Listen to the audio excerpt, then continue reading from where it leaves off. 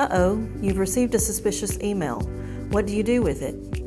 Please don't simply forward the email to us.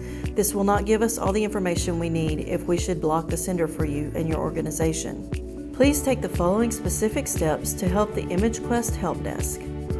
Create a new email message to ithelp@imagequest.com. Type suspicious email in the subject line. Click the message tab at the top. Go to Include menu group. Click Attach Item. Select Outlook item. Under the Look-In section, click the Inbox folder. Under the Items section, select the suspicious email, then click OK. Click Send and delete the email permanently from your mailbox. If you have any issues, please call us at 615-499-7801. Thank you for taking the time to get us what we need to protect you.